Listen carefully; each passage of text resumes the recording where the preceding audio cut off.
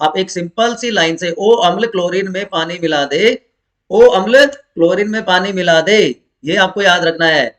Oxygen, dilute acid, chlorine, पानी के साथ ये अभिक्रियाएं हैं, हाइड्रोजन के साथ अभिक्रिया नहीं होती। मैं बार बार रिवाइज करवा रहा हूँ, सिर्फ अत्यधिक क्रियाशील धातुएं जैसे सोडियम, वो हाइड्रोजन के साथ अभिक्रिया करके हाइड्राइड का निर्माण करती है, सोडियम हाइड्राइड NaH।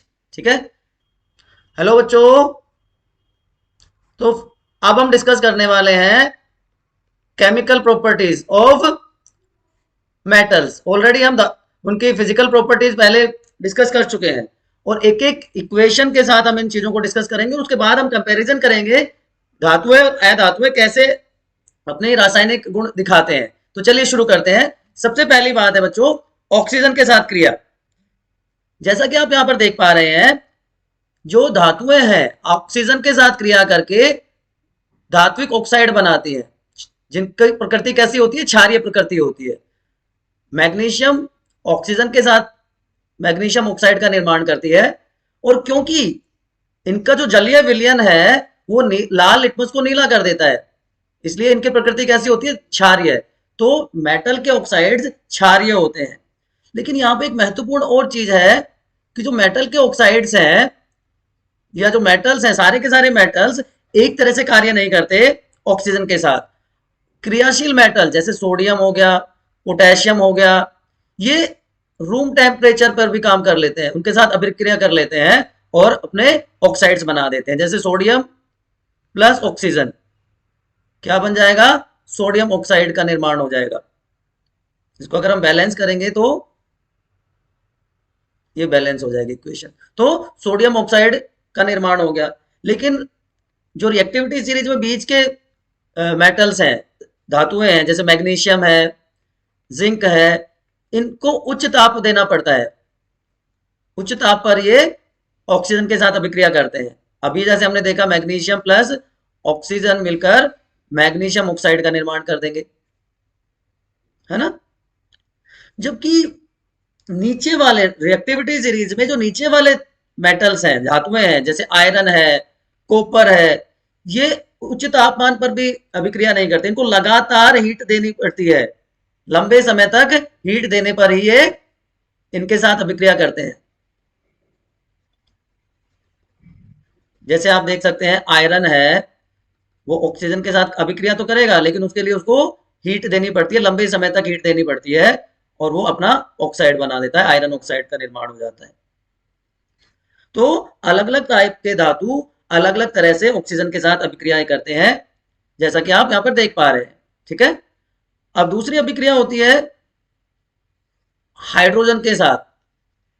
तो आपको सिर्फ एक चीज ध्यान रखनी है कि जो मेटल्स हैं, जो धातुएं हैं, वो अभिक्रिया नहीं दर्शाते हैं, अधिकतर धातुओं के साथ वो अभिक्रिया नहीं करते हैं। याद रहेगा आपको, हाइड्रोजन के साथ धातुओं की अभिक्रिया नहीं होती है। तीसरी अभिक्रिया जो है क्लोरीन के साथ, आयोनिक क्लोराइड का निर्माण होता है। धातुएं क्लोरीन के साथ अभिक्रिया करके आयनिक क्लोराइड का निर्माण करती है। सबसे इजी एग्जांपल आप देख पा रहे हो, सोडियम और क्लोरीन, ये मिलकर सोडियम क्लोराइड का निर्माण कर देती है। ठीक है, उसके बाद जो डाइल्यूट एसिड्स हैं, तनु अम्लों के साथ ये लवण और हाइड्रोजन गैस निकलती है, पॉप साउंड प्रोड्यूस होती है। ठीक है, तो लवणों का निर्माण हो गया यहां पर। लेकिन अगर लवणों की भी अभिक्रिया की दर देखें तो रिएक्टिविटी सीरीज में सोडियम सबसे ज्यादा क्रियाशील होता है, उसके बाद मैग्नीशियम होता है, उसके बाद एल्यूमिनियम आएगा, फिर जिंक आ जाएगा, आयरन और कॉपर। तो ये अभिक्रिया की दर तनु अम्लों के साथ इस हिसाब से घटती जाती है, सोडियम सबसे अधिक और कॉपर सबसे कम क्रियाशील होगा। ठीक है, यहां तक कोई समस्या तो आप बताइए मुझे। और पांचवी अभिक्रिया जो है जल के साथ, यहां पर भी हाइड्रोजन गैस निकलती है, हाइड्रोजन गैस का निर्माण होता है हीट के साथ।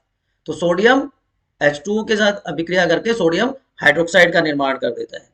ठीक है, लेकिन दो धातुएं ऐसी हैं, लेड और कॉपर, ध्यान से सुनिएगा, लेड और कॉपर दो ऐसी धातुएं हैं जो जल के साथ अभिक्रिया नहीं करती हैं। लेड और कॉपर की कोई अभिक्रिया नहीं होती है।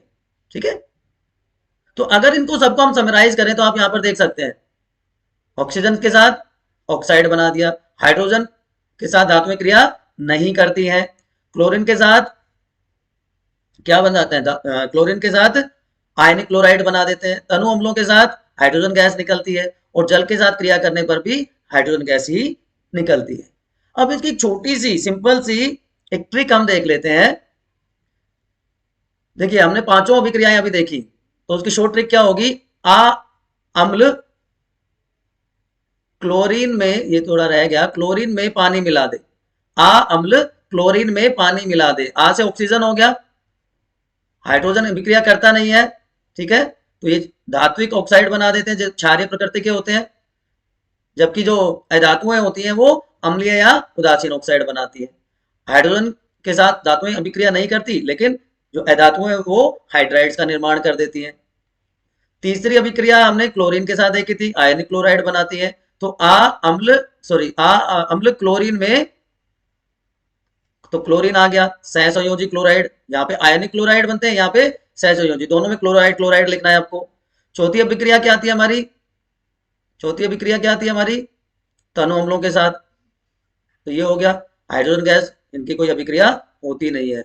और अंतिम अभिक्रिया हमारी, अंतिम अभिक्रिया थी हमारी जल के साथ, पानी मिला दे, पानी मिला दे, क्लोरीन अम्ल क्लोरीन में पानी मिला दे, पानी के साथ भी धातुएं क्रिया नहीं करती, लेकिन धातुओं का हाइड्रोजन गैस का निर्माण करती है।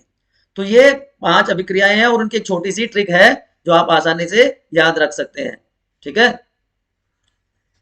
ये आप आसानी से याद रख सकते हैं, है ना। चलिए, यहां तक कोई अगर समस्या है तो आप मुझे बता सकते हैं।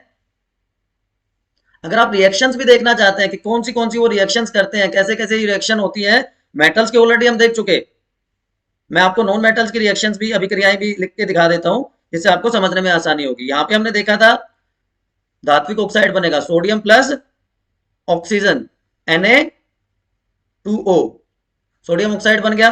अधातु कैसे रिएक्शन करेगी, carbon plus oxygen, carbon dioxide gas का निर्माण हो जाएगा, या हाइड्रोजन प्लस ऑक्सीजन मिलकर क्या बना देंगे, जल का अणु बना देंगे।